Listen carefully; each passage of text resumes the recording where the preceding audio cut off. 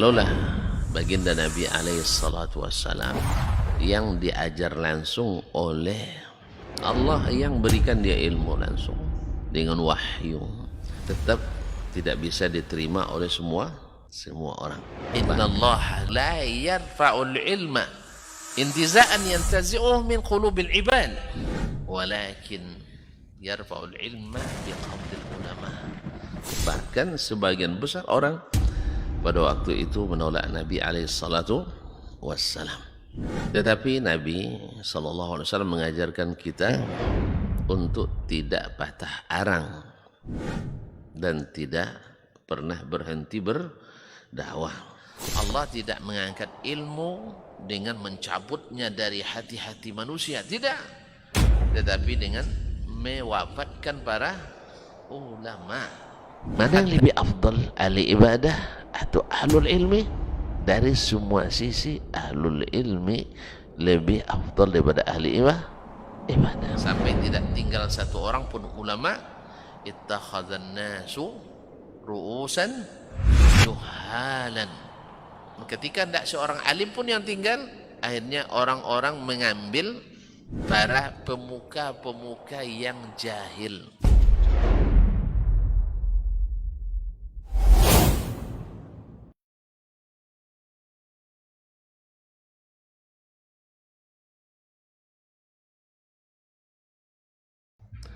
Bismillah. Assalamualaikum warahmatullahi wabarakatuh. Alhamdulillahi rabbil alamin. Wassalatu wassalamu ala sayyidil awwalin wal akhirin, nabiyina wa sayyidina Muhammadin wa ala alihi at-tayyibin wa azwajihi at-tahirati ummahatil mu'minin wa ashabil kiramil ghurril mayamin wattabi'ina lahum bi ihsanin ila yaumiddin. Amma ba'd. Wattaqullaha ya muslimun, fa inna man ittaqallaha waqa wa man ittaba'a sabilahu hada. Ya ayyuhalladzina amanu ittaqullaha haqqa tuqatih wa la tamutunna illa wa antum muslimun. Kaum muslimin, kaum muslimat yang dirahmati Allah Subhanahu wa taala. Alhamdulillah, di pagi Jumat ini, di hari yang terbaik, Allah izinkan kita berada di tempat yang terbaik, yang dicintai Allah Subhanahu wa taala, yaitu masjid di antara masjid-masjid Allah, Masjid Zaid bin Thabit radhiyallahu anhu Pekanbaru ini. Mudah-mudahan menjadi saksi bagi kita di akhirat bahwa kita ingin kepada Allah semakin mendekat. Semoga salawat dan salam pula sampaikan kepada Nabi, pada Ahlul Bait, para sahabat dan para tabi'in serta siapapun yang setia mengikutinya. Mudah-mudahan syafaat berbuah, salawat berbuah syafaat di hari kiamat. Amin ya rabbal alamin. Bapak-bapak dan ibu-ibu yang saya muliakan, saudara-saudari serta adik-adik dan anak-anak yang saya cintai, kita juga tidak boleh lupa untuk selalu berdoa untuk orang-orang tua kita, ayah dan mak kita, para guru, ustadz dan ustazah, syekh dan syekhah, serta buya dan umi, serta siapapun yang punya jasa mengajarkan kita walaupun satu huruf ilmu. Mereka adalah guru-guru kita dan kerabat, teman dan sahabat serta seluruh kaum muslimin dan muslimat. Semoga yang sudah mendahului Allah limpahkan kepadanya ampunan dan rahmatnya, ditempatkan di tempat yang terbaik di sisinya. Adapun yang masih hidup, kita memohon kepadanya untuk dibimbing dengan taufik dan hidayah. Mudah-mudahan berakhir dengan husnul khatimah. Amin ya rabbal alamin. Wabil khusus kita khususkan Imam Asy-Syafi'i rahimahullah ta'ala, yang kita masih tetap belajar dengan ilmu yang beliau wariskan. Mudah-mudahan kita termasuk pula yang menghidupkan ilmu beliau sehingga bersambung pula nasab kita dengannya, yaitu nasab ilmu ini. Dan Allah berikan pula kita bagian daripada pahala yang mengalir, yaitu ilmu yang dimanfaatkan. Kaum muslimin dan muslimat dirahmati Allah, masih Al-Imam berbicara tentang bukti dalam Al-Quranul Karim bahwa Allah Subhanahu wa ta'ala menerima atau menegakkan hujjah kepada hamba-hambanya dengan mengutus satu orang nabi. Berarti dengan satu orang penyampai berita itu sudah tegak hujjah. Itu menandakan bahwa hadis bila sahih datangnya walaupun dari jalur satu atau dua, atau disebut dengan istilah hadis ahad, maka hujjah sudah tegak dan kokoh. Tidak ada alasan untuk mengatakan tidak ada berita yang meyakinkan. Dan seperti yang mungkin sering tuan-tuan dengar dan saya ulang, bahwa pembagian hadis ke mutawatir dan ahad ini sebenarnya bukan pembagian dari Nabi alaihi salatu wassalam, baik dari sisi amaliyah aplikasinya maupun dari sisi teori dan terminologinya. Itu tidak ada perbedaan dan pembedaan antara hadis ahad dengan hadis mutawatir dalam kamus Islam pada asalnya. Lalu datang orang-orang dengan teori-teori pemikiran yang diadopsi dari pemikiran orang Barat, yaitu Yunani, lalu diislamisasi. Lalu terjadi pergeseran nilai berdasarkan teori-teori yang dikembangkan oleh orang-orang Yunani, bahwa hukum asalnya sesuatu itu diragukan sampai diadakan penelitian.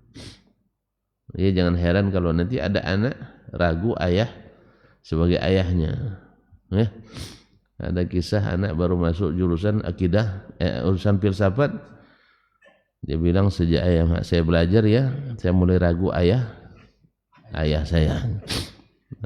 Ayah anda kalah pula, walaupun tak kuliah, tapi lebih pandai berfilsafat. Benar nak, sejak kau kuliah, aku pun sudah mulai ragu kamu anak saya. Ya, mulai ragu kamu anak saya. Jadi sesuatu yang sudah pasti, yang sudah disepakati, tidak ada yang bagi mereka yang sakral. Sebab tidak boleh meyakini sesuatu secara a priori tanpa ada pembuktian penelitian. Yang masalahnya yang akan kita yakini ini adalah perkara-perkara siapa yang pergi menelitinya mesti mati dulu. Ya Pak Edi? Ya? Mesti mati dulu. Antum nak meneliti tentang azab atau nikmat di kubur. Apa syaratnya supaya bisa? Mati dulu. Kalau nak sampai ke alam barzakh untuk meneliti keadaan di sana, maka syaratnya mati dulu. Nanti baru bawa hasil penelitiannya kembali. Cuman tidak ada visa exit kembali. Ya, visanya hanya visa entry. Jadi tasrih masuk ada, tasrih keluar enggak ada. Atau tuan-tuan nak meneliti tentang ada yang di atas langit. Ya, benar enggak langit itu 7 lapis? Tentu tuan-tuan harus ke langit. Dan itu pun harus mati dulu. Kecuali kalau bagi hamba-hamba Allah yang Allah pilih. Kalau kita kalau ke langit harus mati dulu. Kenapa? Hah? Iya. Karena yang diterima di atas ruh. Jelas? Atau andainya antum bisa dengan teknologi nanti pergi sampai ke langit, umur antum tak cukup. Karena jarak dari satu langit ke langit selanjutnya hanya perjalanan 500 tahun. Iya, umur awak rata-rata sekarang tinggal 50 tahun. Nah itu. Pergi haji dah mulai kita putus asa. Sah? Dah mulai? Mungkin apa tidak ini. Sehingga ada pula syekh kita mengeluarkan fatwa. Tidak wajib? Tidak wajib haji di Indonesia. Nah, ini terjadi pro dan kontra. Biasalah yang nama fatwa. Fatwa kan tidak mengikat. Fatwa tidak mengikat. Seseorang boleh saja memfatwakan karena fatwa itu ghairu mulzimah. Tidak mengikat. Jadi jangan terkejut sekali. Ya, kaji dalilnya, kaji faktanya, kaji kenyataannya. Kalau benar, apa salahnya diikuti? Kalau salah, apa salahnya tidak diikuti? Jelas? Nah, jadi kaum muslimin dan muslimat, jadi kalau tuan-tuan nak teliti dulu, baru yakin, maka lahirlah orang-orang yang bingung dan bimbang. Dan itulah hasilnya. Itulah hasilnya. Semua orang tanpa kecuali yang melakukan atau menerima syariat ini, khususnya akidah, dengan pendekatan logika dan pemikiran, melahirkan orang-orang peragu. Orang-orang peragu. Datang hadis, misalnya Allah Subhanahu wa ta'ala, Nabi alaihi salatu wassalam mengatakan, "Idza waqa'a dzubabu fi ina'i ahadikum falyaghmishu wa la yughriq wa yashrabhu fa inna bi ahadi janahaihi da'an wa fil akhari dawa'an." Apabila jatuh lalat ke dalam minuman seseorang, maka jangan dibuang, tetapi tenggelamkan semuanya. Habis itu diminum, sehat walafiat. Karena di salah satu sayapnya ada penyakit, mikroba, bakteri, dan di sebelahnya sebagai penawarnya. Nah, orang di masanya belum ada penelitian mikroskop, tidak bisa melihatnya. Akhirnya dia menggunakan apa? Menggunakan akal. Sesuatu yang tidak bisa dia buktikan dengan melihat, menyentuh, merasa, meraba, mendengar. Akhirnya dia tolak. Kenapa? Karena pendekatannya pendekatan pemikiran. Makanya iblis tersesat karena pemikiran. Abu Jahal tersesat karena pemikiran. Namrud tersesat karena pemikiran. Fir'aun karena pemikiran. Dipikirnya, dirasanya, dipikirnya, dirasanya. Tidak lepas daripada itu. Akhirnya mereka menjadi manusia-manusia tersesat dan durjana. Kaum muslimin dan muslimat yang dirahmati Allah Subhanahu wa taala, jadi dengan pendekatan pemikiran tanpa tunduk kepada wahyu ilahi, melahirkan orang-orang peragu. Makanya kenapa sifat-sifat Allah dalam kamus ahli kalam, ahli logika berkurang? Sah? Tinggal 7.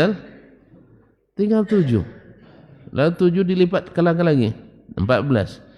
Ditambah yang harus, ditambah yang wajib bagi Nabi misalnya. Jadi tinggal 20. Yang asasnya adalah 7. Padahal Allah menyebutkan sifatnya tidak sedikit dalam Al-Quran, dan Nabi menyebut sifat Allah tak sedikit dalam hadis. Tapi semuanya diragukan, kecuali yang sesuai menurut akal dan pikiran. Ternyata ada lagi yang lebih cerdas mereka, tidak sesuai semuanya dengan pikiran. Dan inilah kaum Jahmiyah, Mu'tazilah. Ya, Kalau orang mutakallimin ada 7 yang masuk. Kalau Mu'tazilah tidak satu pun yang masuk. Mu'tazilah lebih berani. Dia lebih berani. Kalau ahlul mutakallimin tidak.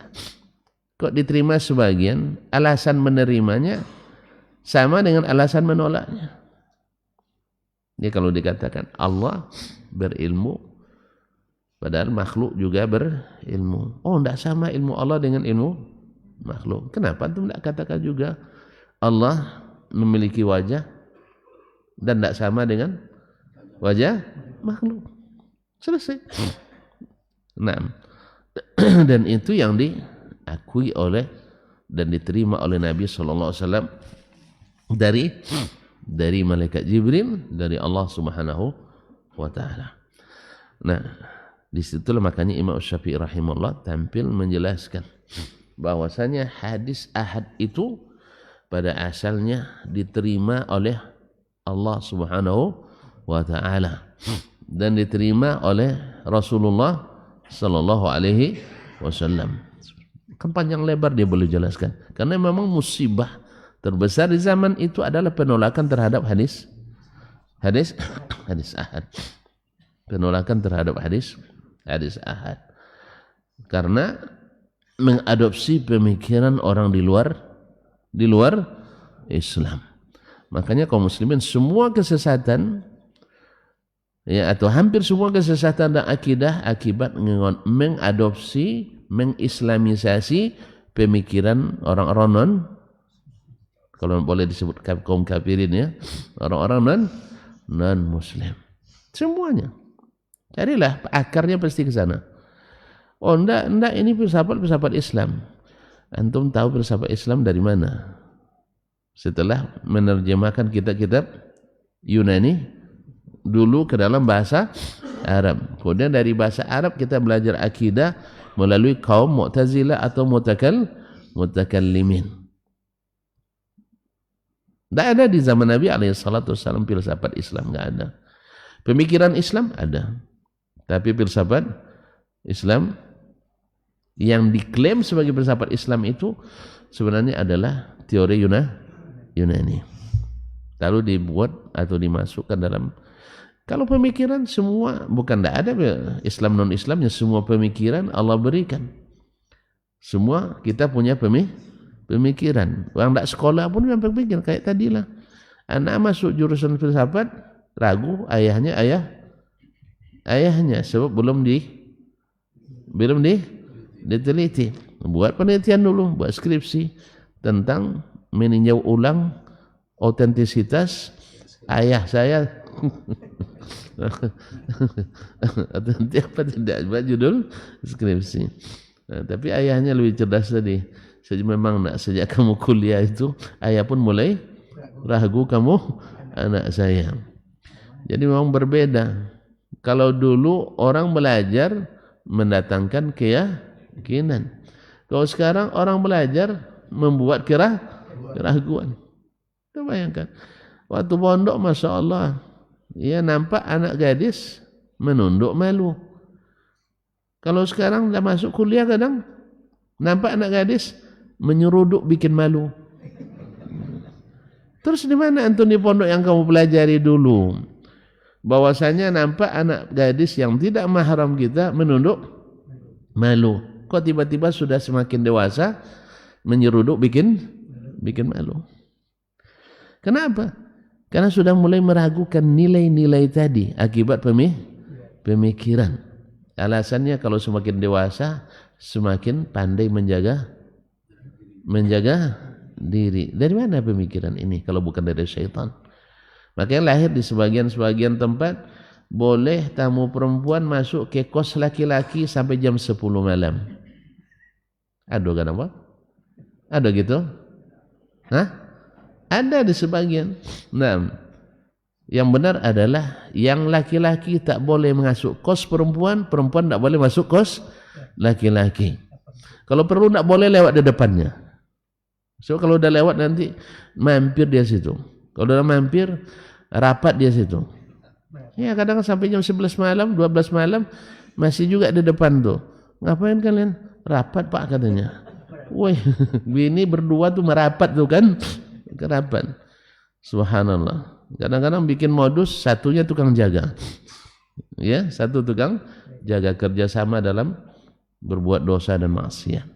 Allah musta'an. Ya tidak ada. Orang berzina, pagi ada, siang ada, sah. Kan mohon maaf, kadang sekarang ini dalam motor ada. Sah ya? Dalam motor ada. Masa ada dalam motor? Dalam mobil. Nah, tidak ada siang, malam, pagi, tidak ada. Yang namanya laki-laki dan perempuan yang belum ada ikatan, wajib dilarang berdekatan. Wajib dilarang berdekatan. Di tempat tersembunyi pula. Apapun alasannya, tidak boleh. Walaupun belajar bersama. Walaupun belajar bersama. Sebab belajar bersama pun kalau sudah campur laki-laki perempuan bukan belajar bersama. Nah, mengurangi ajar bersama. Jadi kurang ajar bersama kadang. Allah musta'an. Karena terbukti bahwa belajar bersama laki-laki sama laki-laki, perempuan sama perempuan dalam penelitian di Inggris dan Perancis terbukti bahwa lebih bagus belajar setiap jenis dengan jenisnya. Laki-laki belajar sama laki-laki, perempuan belajar sama perempuan. Itu lebih menghasilkan daripada laki-laki bercampur perempuan. Itu kami apa corolah telanjur Ustaz. Awak generasi gagal nampaknya. Enggak.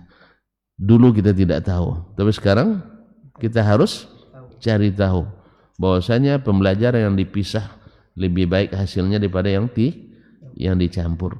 Contoh kalau orang kafir bikin penelitian tidak percaya, itu masalahnya saya bilang orang kafir. Ya kan itu masalahnya, sudah terbangun image. Kalau umat Islam bikin penelitian tidak teliti. Tapi kalau orang kafir bikin penelitian,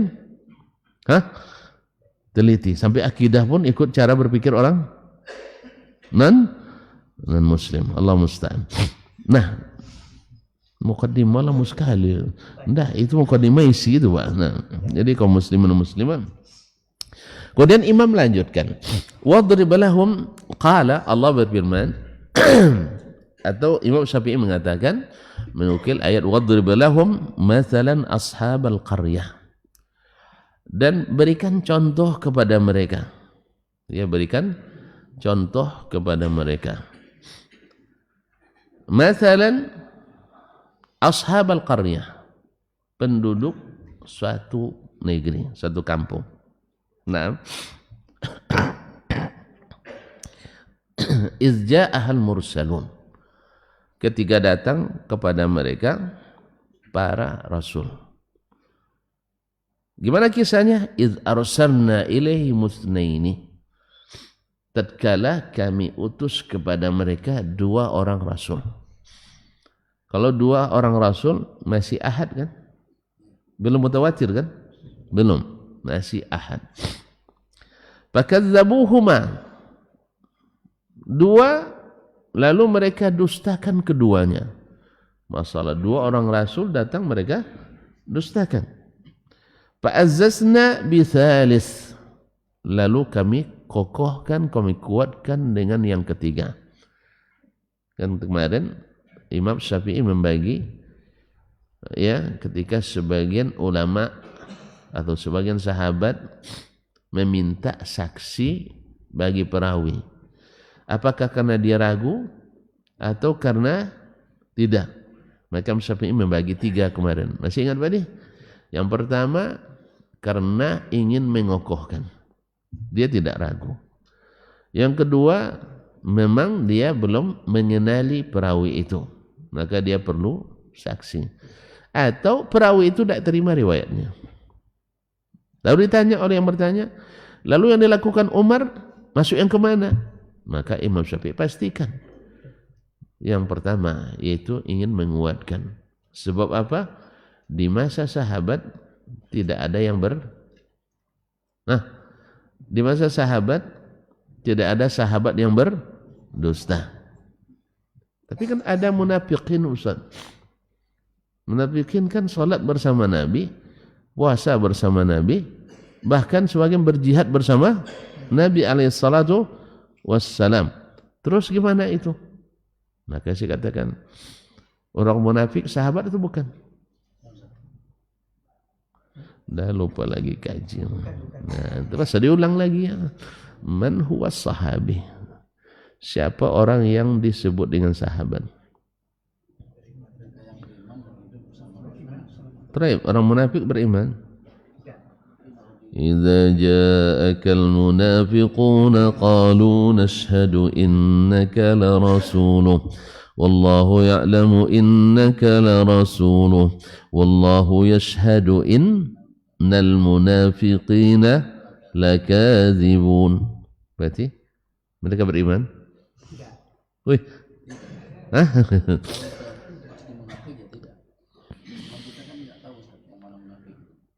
Saya tidak bicara tentang yang mana munafik. Orang munafik, orang beriman, sahabat atau bukan? Ya itu yang saya tanya. Soal antum nak tahu nama-namanya besok aja lah. Tidak penting lah. Tapi Nabi tahu, sahabat juga tahu. Sahabat juga tahu. Dan akhirnya kita tahu juga. Sebab tak satu pun orang munafik jadi perawi hadis. Nah, nanti nak buat penelitian baru. Saya tidak yakin Ustaz, saya harus teliti. Telitilah, tidak ada masalah. Nanti sampaikan hasil penelitiannya. Kalau perlu saya pembimbingnya. Nah, bahwa tak satu pun kaum munafikin yang jadi perawi hadis. Kenapa? Kenapa? Ya Syekh, kan antum kok payah betul sih pahamnya. Orang yang membenci Islam mungkin tidak jadi penyebar Islam. Di zaman ini kita lihat sendiri. Ya, kaum munafikin ya bikin seminar nasional di sebuah pustaka nasional, tapi jangan cari siapa orangnya, tidak perlu. Nanti tuan-tuan lain lagi nanti. Lalu hari Jumat seperti hari ini, azan Jumat sampai selesai Jumat, dia tidak menghentikan seminarnya. Tapi bernama Kiai, bergelar Gus. Mau tahu? Tidak usah. Tidak usah lah. Nah. Coba bayangkan. Makanya lisannya selalu menyudutkan orang Islam. Khususnya orang-orang yang mereka sebut Wahabi. Sampai masalah tambang nikel pun jangan dia Wahabi lingkungan katanya. Wahabi juga yang salah. Coba bayangkan. Orang bikin tambang ilegal, Wahabi juga yang karena memang nasib Wahabi. Barangkali tidak paham tuan-tuan ya. Hah? Terus lebih baik tidak paham. Lebih baik tidak paham. Jadi tidak mungkin orang munafik. Ini balik gara-gara beliau nih. Awan tidak mau panjang-panjang. Astagfirullahaladzim.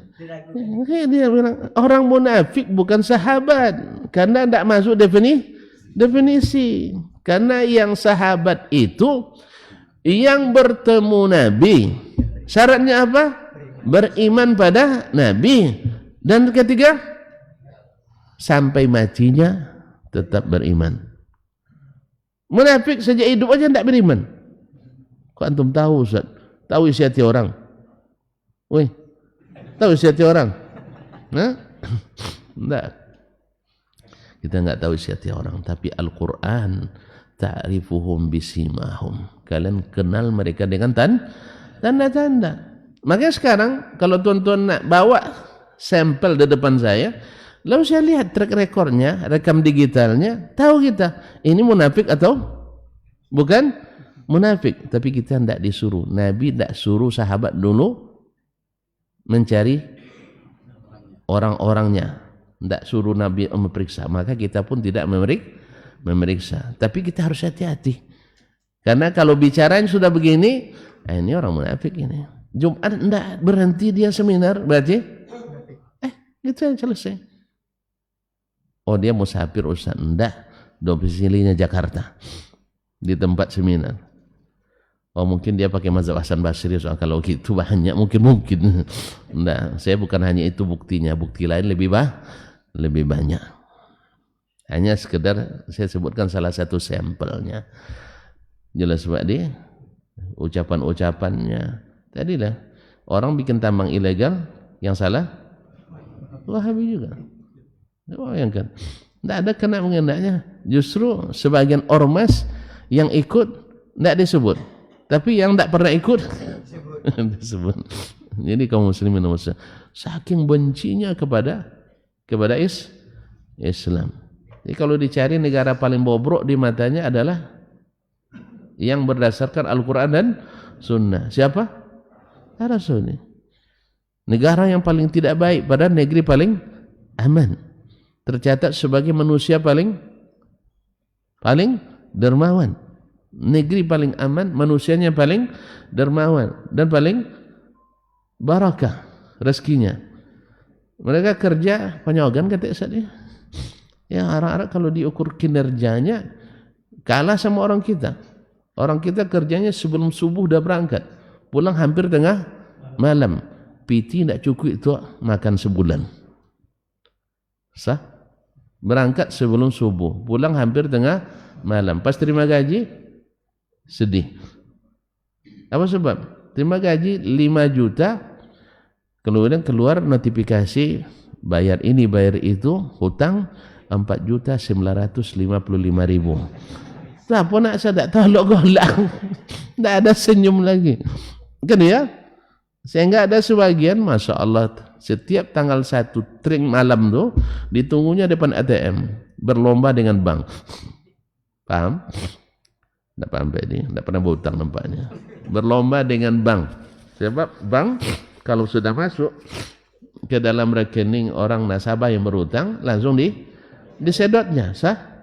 Nah, sekarang tidak. Pas keluar notifikasi, dulu 3355 ya, kredit, keluar langsung tarik, habis. Hanya bank kecolongan. Setiap bulan kosong, akhirnya dilaporkan kepada pimpinan. Nah, jadi begitu kaum muslimin. Orang-orang saya ini tanya Ustaz Abdul Aziz nih. Kadang lah jam 9 alun buka kantor lah Ustaz ya. Nah, habis itu sebelum salat zuhur dari masjid pula dia. Salah katanya. Awak pas azan pas sibuk-sibuk beruruh. Kan ya? Orang kita kalau pas azan sangat sibuk berurusan. Tidak peduli azan. Habis itu mereka pulang kadang juga lebih awal. Jam 4 sudah pulang. Oh kita lembur. Hah? Subhanallah. Tapi pas terima gaji sedih juga. Hah? Lebih banyak gaji daripada kita. Saya ingat teman saya S1 jadi asisten dosen, gajinya hanya 5.000. Iya. Iya real tentunya. 5 kali 4 20 juta. Masya Allah. Itu baru S1. Saya pulang S3, Masya Allah gaji saya juta. Ya 1.625.126,28 rupiah. Menyebut angkanya sesak napas kita dibuatnya. Iya. Nah, tertulis itu bekerja siap 24 jam. Masya Allah. Karena waktu itu memang sedang awal-awal memulai. Jadi kerja 24 jam. Orang tuh kerja 8 jam. Gajinya kecil. Awak kerja 24 jam gaji besar. Kira-kira tersenyum tidak saya pas keluarnya notifikasi? Saya tersenyum sebab tidak ada berurusan dengan debitur itu. Alhamdulillah. Sah? Nah. Jadi kaum muslimin dan muslimat dirahmati Allah Subhanahu wa taala. Gara-gara sih. Makanya ketika disebut as-salaf, kan ini juga orang mengematuk semua yang di abad 1, kedua dan ketiga disebut as-salaf. Secara bahasa benar. Mereka semuanya salaf. Tapi secara istilah tidak. Sebagian masuk silap. 3 abad pertama termasuk di antara yang silap. Bukan salaf.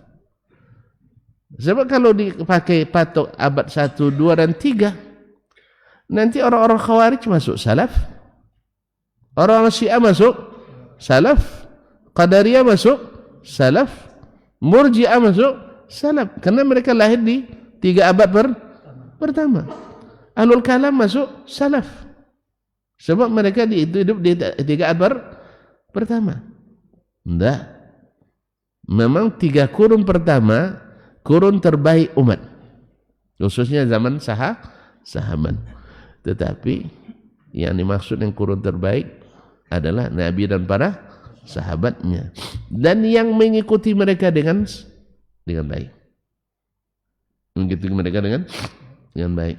Makanya Mu'tazilah walaupun hidup di zaman itu tidak disebut dengan salaf, karena as-salaf itu as-salih, as-salafu as-salih.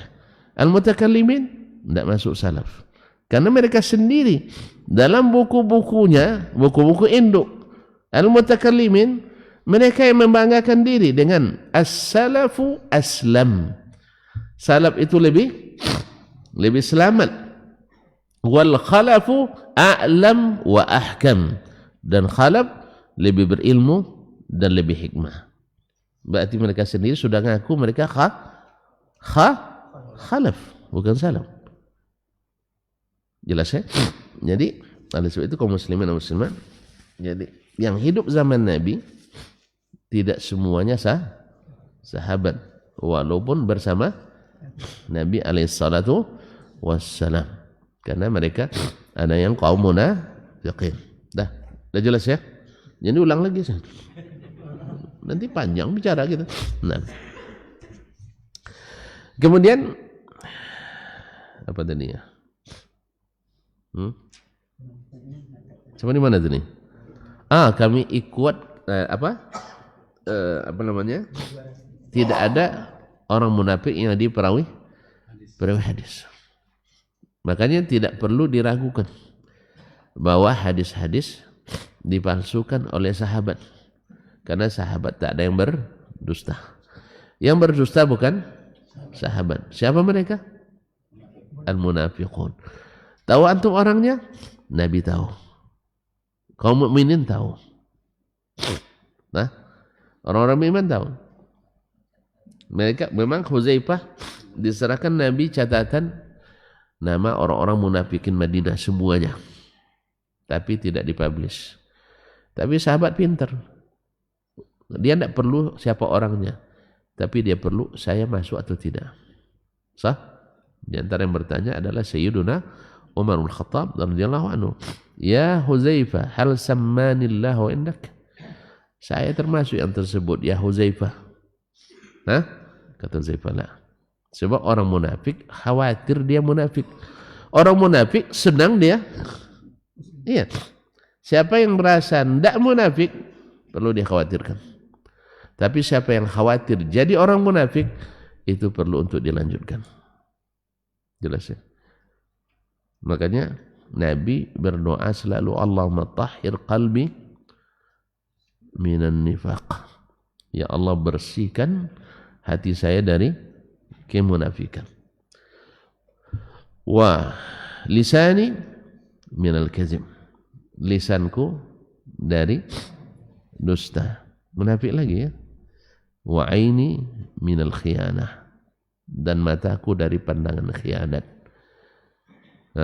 Kan pandangan mata khianat. Lagi-lagi sifat munafik. Baik.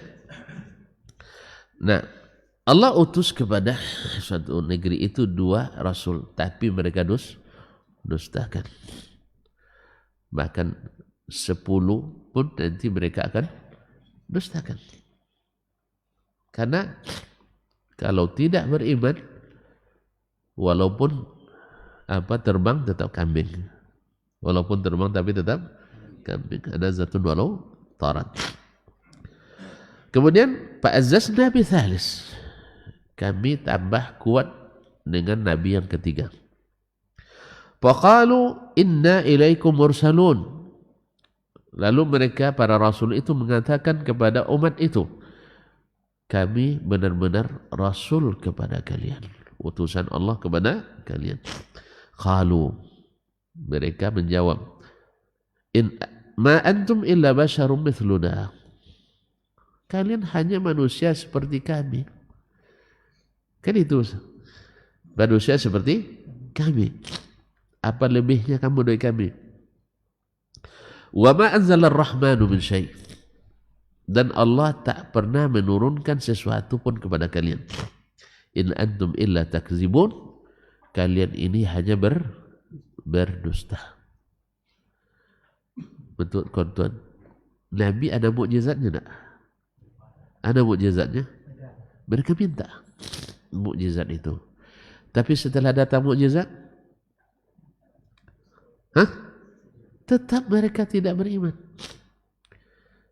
Nabi Isra Mi'raj. Lalu mereka menolak dengan pikiran. Sah? Abu Bakar menolak menerima dengan iman. Mereka dengan pikiran menolak. Maka siapapun yang mendahulukan pikiran dalam beragama, maka dikhawatirkan dia akan tersesat. Jelas ya? Siapapun yang mendahulukan pikiran dalam beragama, dia akan memulai jalan kesesatan. Maka yang mereka selalu banggakan adalah akal. Sehingga cemoohnya kepada orang-orang yang taat tidak menggunakan akal. Jadi selalu cemooh dari dulu bahwa orang-orang yang taat dianggap tidak menggunakan akal. Makanya kaum al-muhaddisun, ashabul hadis di kalangan al-mutakallimun adalah qaumun su'. Seperti yang dinukil oleh As-Sabuni dalam Aqidatus Salaf, mereka orang-orang yang tidak menggunakan akal. Orang-orang yang harus dikasihani, orang-orang yang harus dicerahkan. Menerima Al-Quran dan hadis begitu saja, tanpa diolah dan diteliti. Ini mereka, kalau bahasa kampungnya seperti kerbau di atu hidung. Nah, tahu kerbau dicocok dicucuk hidungnya, sehingga mau aja kemana aja dibawa oleh syariat ini mau. Mereka tidak paham. Ada ayat-ayat yang khusus Arab, ada ayat-ayat yang khusus Nusantara. Jadi mereka menolak. Ma'asyil kiram, jadi mereka itu semua diberikan mukjizat, tetapi mereka tolak. Mereka minta ke Nabi, kalau kau benar hai Muhammad,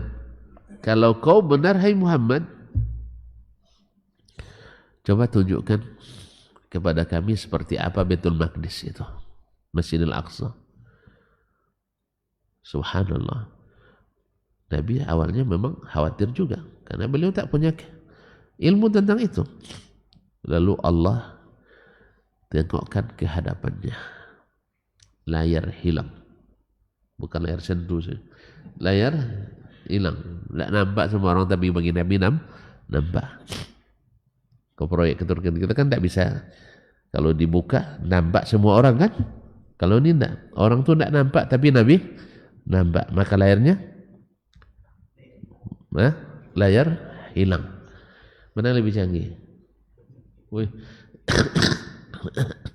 Lebih canggih teknologi Allah ini yang belum ditemukan orang. Kalau antum bisa nanti buat teknologi, hanya antum saja yang lihat, orang lain tidak. Ya, tidak boleh berbangga. Nah, tapi jangan jadikan orang kafir. Ma'asyar kiram, tetap mereka tak terima. Jawaban Nabi semuanya benar. Tidak ada satu pun diragukan. Tetap tidak diterima. Jadi antum jangan bersedih nanti. Kalau antum masalah secara spesifikasi benar di atas sunnah Nabi, tapi antum tidak diakui, itu biasa. Karena yang harus didapat itu pengakuan Allah, bukan pengakuan manusia. Nabi tetap Nabi, walaupun tidak diterima oleh seorang pun. Karena nanti pada hari kiamat datang Nabi dengan 2 pengikut, datang Nabi dengan 1 pengikut, datang Nabi tanpa pengikut. Tapi apakah dia gagal? Demi Allah tidak. Makanya jangan ambil pusing dengan pengakuan orang atau tidak. Yang penting antum ketika salat sunnah apa tidak, berakidah sunnah apa tidak, berakhlak sunnah apa tidak? Kalau sudah seperti itu, tidak usah pikirkan diakui atau tidak. Karena manusia itu kalau sudah terlanjur mengatakan sesuatu, sangat sulit untuk mencabut kembali. Sangat sulit untuk mencabut kembali. Karena memang kita ini memang, makanya Imam Muhammad bin Sirin rahimahullah ta'ala tidak mau menjawab pertanyaan kalau tak punya dalil yang jelas dari Al-Quran dan Sunnah. Orang bilang, pendapat Syekh gimana? Kalau saya tahu pendapat saya tidak berubah-ubah, saya jawab dengan pendapat. Tapi barangkali hari ini saya berpendapat begini, besok saya berpendapat begitu. Akhirnya nanti saya terpaksa mencari orang ke setiap rumah untuk menyebutkan pendapat saya sudah berubah. Oleh itu kaum muslimin dan muslimat dirahmati Allah SWT, maka Nabi kokoh, Allah kokohkan Nabi itu yang ketiga, tapi mereka tetap menolak dengan alasan kita sama-sama manusia. Yang manusia bisa benar bisa salah. Ini pula yang membuat kaum pemikir yang tidak begitu yakin dengan syariat Allah dan Rasulnya sallallahu alaihi wasallam, karena alasan mereka Nabi juga manusia, bisa benar bisa salah. Dia menanggalkan status Islam, tidak mau, karena status Islam itu berharga. Tapi mencintai Islam, tidak. Dia memerangi ajaran Islam. Disuruh menanggalkan, tidak mampu dia, karena predikat seorang Muslim itu sangat berharga, apalagi di negeri mayoritas Muslim.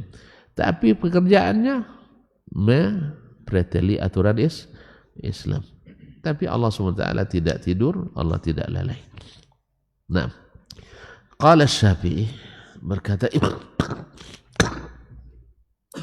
Asy-Syafi'i rahimahullah, fadhahara al-hujaja alaihim bitsnaini, bahwa Allah menegakkan hujjah kepada umat tadi dengan dua orang Rasul.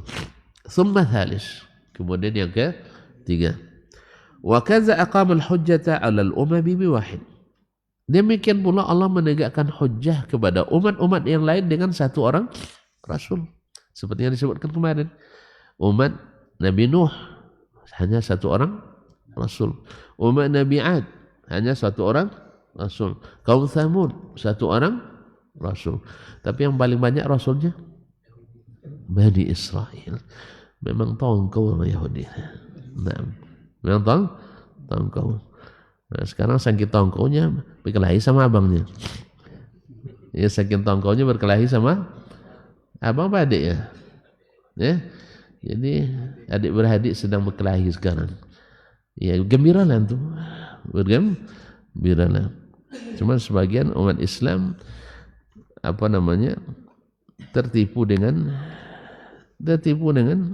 apa yang terjadi, karena mereka tidak tahu hakikat keduanya, hakikat Yahudi, hakikat Syiah. Keduanya sama-sama haus darah kaum muslimin, kaum sunnah. Jadi, tapi kita yang tahu, kita tidak perlu terpengaruh. Itulah sebabnya perlu ilmu. Sebab orang yang tak berilmu akan tertipu. Oh, mereka kan Republik Islam. Sah? Mendengar Republik Islam, masa ada Republik Islam. Nah, walaysa ziyadatu bitta'kidi mani'atan an taqum al-hujjatu biwahid. Dan tambahan untuk menguatkan tidak menghalangi menjadikan satu sebagai hujjah. Ya, tidak menghalangi satu menjadi hujjah. Iz atahu Allah ma yubayinu bil khalqa ghairu nabiyyin. Karena Allah memberikan kepada nabi itu sesuatu yang membedakannya dengan selain nabi. Apa? Wahyu. Wahyu. Diberikan wahyu. Dan wahyu ini tidak diberikan kecuali kepada para nabi. Dan siap diuji. Wahyu siap diuji.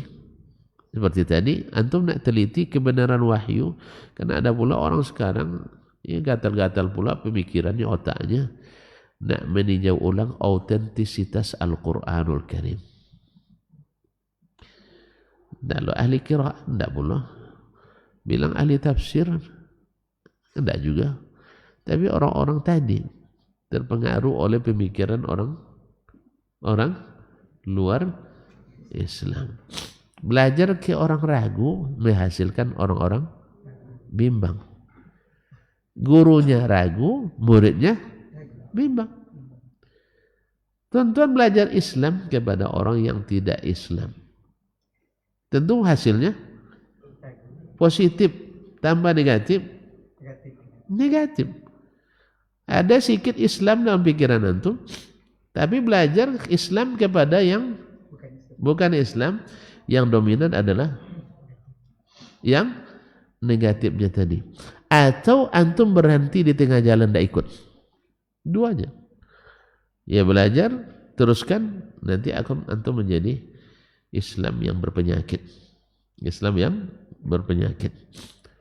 Tapi saya tidak merasa sakit, Ustaz. Memang banyak orang sakit-sakit sebenarnya, sakit dalam, tidak sadar kecuali sudah stadium lanjut. Kenapa ini? Sonar itu sejak sudah umur belasan sudah ada sakit itu. Cuman karena imun lumayan body sama apa kuat, baru terbasa umur 50-an. Selama ini sehat-sehat aja Ustaz. Antum tidak tahu antum sakit. Apa sebab? Kan tidak pernah periksa. Sahih? Tidak pernah periksa. Ternyata setelah diperiksa, aduh barang tudupannya. Saya tidak nyangka ada asam urat dulu. Tapi setelah terjadi insiden olahraga waktu itu, akhirnya terpaksa di scan. Habis itu diuji labor, ngawur rupanya. Ternyata kolesterol ada juga sedikit. Asam urat ada, tapi alhamdulillah belum manis. Belum manis. Gula masih bagus, alhamdulillah. Darah masih bagus, alhamdulillah. Iya. Paham belum manis. Makanya saya suka masih. Nah. Kaum muslimin dan muslimat. Ya ternyata ada asamnya. Setelah diperiksa. Antum kalau tidak pernah belajar ke Islam, tentu tidak tahu antum sedang bermasalah dengan Islam. Nah, makanya baru tahu kalau antum belajar pada yang mengenali Islam dengan benar. Buka satu-satu. Buka satu-satu. Misalnya, antum selama ini berkeyakinan bahwa segala sesuatu harus diteliti dulu baru diimani. Antum salah. Kok antum salah Ustaz? Ayo kita baca Sahih Bukhari. Dari awal sampai kalau mau, karena awal aja kita buka. Sahih Bukhari yang pertama kali dimulai dengan Bismillah. Betul, Masya Allah. Apa ini luar biasa, Bismillah. Betul. Mulai dengan Kitabu Bad'il Wahyi. Yaitu awal mula turun wahyu. Ini bukan sembarangan Imam Bukhari membuat ini. Sebab dia tahu dan ingin beritahu bahwa tak ada wahyu, tak ada agama ini. Tak ada wahyu, tak ada agama ini. Jadi bermula agama ini dengan turunnya wahyu. Kemudian wahyu turun, apa yang harus dilakukan? Diteliti dulu? Tidak. Maka Imam Al-Bukhari menulis kitab yang kedua. Beliau beri judul Kitabul Iman. Kitabul Iman. Kalau sudah turun wahyu, wajib diimani. Ustaz? Setelah beriman, baru mulai Kitabul Ilmi. Kitabul Ilmi. Setelah antum beriman, nak teliti silakan untuk menambah kuatnya. Tapi tak antum teliti pun antum sudah aman dengan beriman kepadanya. Misalnya, antum sudah beriman dengan benar, zakat itu wajib. Sah? Zakat emas begini, zakat perak begini. Zakat kambing begini, zakat sapi begini. Ketika antum sudah beriman, baru antum pelajari kok hikmahnya seperti itu. Apa hikmahnya? Baru antum pelajari. Tapi kalau belum beriman, diteliti dulu, akhirnya antum menjadi orang-orang yang tidak beriman. Tadi saya katakan, semua yang memulai dengan keraguan, berujung pada kebimbangan. Kecuali di tengah jalan dia rubah metodologinya. Bahwa segala yang turun dari Allah, semua yang datang dari Rasulullah, wajib saya imani. Walaupun belum saya teliti. Siap Ustaz? Siap. Kalau udah siap sampai target kita pagi. Nah, antum siap beriman dengan apa yang datang dari Allah, dari Rasulullah sallallahu alaihi wasallam. Walaupun hanya yang menyampaikannya satu orang atau dua orang atau tiga orang. Karena banyak penyampai itu, seperti kata Syekhul Islam Ibnu Taimiyah rahimahullah, bukan masalahnya pada penyampai, tapi pada yang menerima yang disampaikan. Semua masalah ada pada antum. Sebab berita itu seperti makan juga. Tahu makan? Sudah saatnya. Tahu makan? Sudah saatnya. Kalau belum saya lanjutkan. Nah, ibaratnya seperti makan juga kata Syekhul Islam. Ada orang yang dengan satu piring kecil kenyang.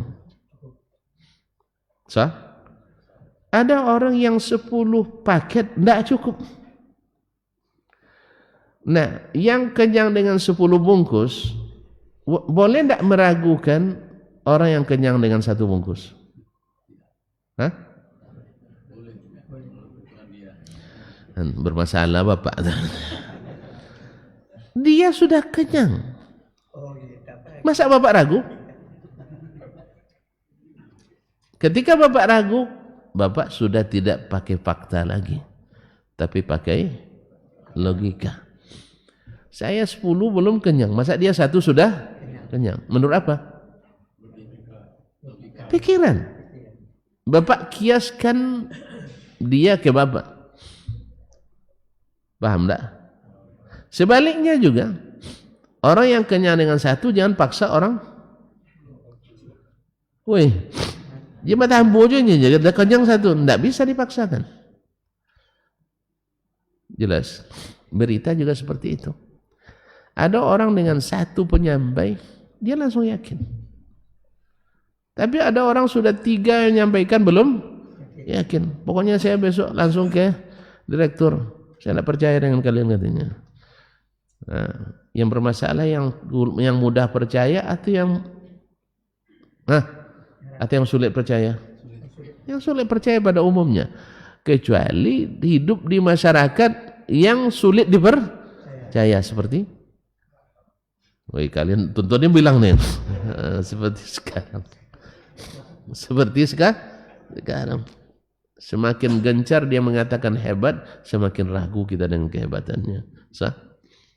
Sebab orang hebat sekarang itu orang-orang yang ingin dibilang hebat gencar mempromosikan diri. Padahal tidak ada kehebatannya.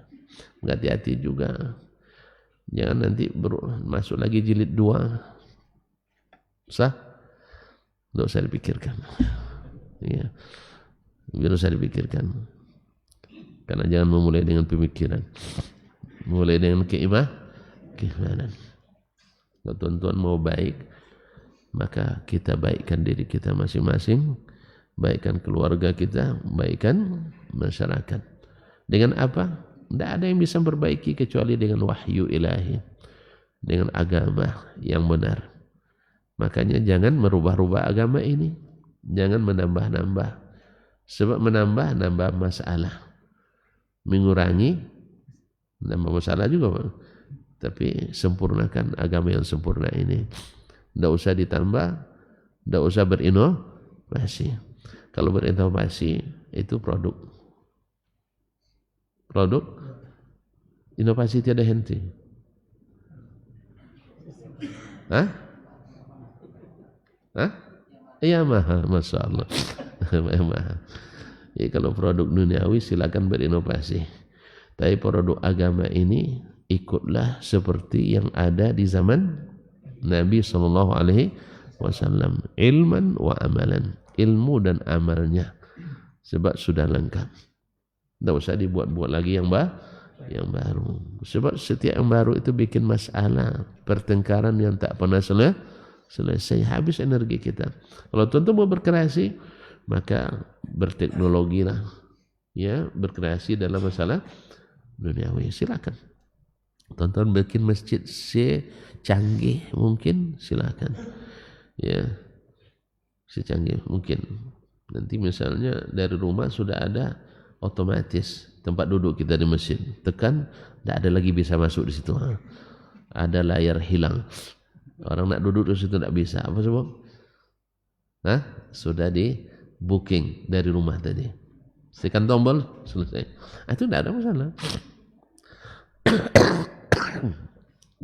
Baik kaum muslimin, kita cukup sampai sini dulu ya Pak Di. Ya. Ini beliau bikin panjang-panjang. Assalamualaikum. Nah, terima kasih. Coba kembali insyaallah. Wallahu taala alam. Wassallallahu ala nabiyina Muhammad sallam. Wassalamualaikum warahmatullahi wabarakatuh.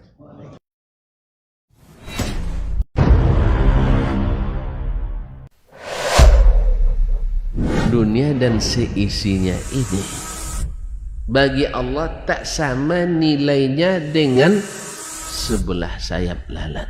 Barang siapa yang beramal untuk akhiratnya, Allah akan cukupkan baginya urusan dunia. Sayati zamanun 'alan nasi as-sabiru fihim qalqabit al-jamarah. Akan ada satu masa di akhir zaman yang berpegang teguh dengan agamanya seperti orang yang sedang memegang bara api.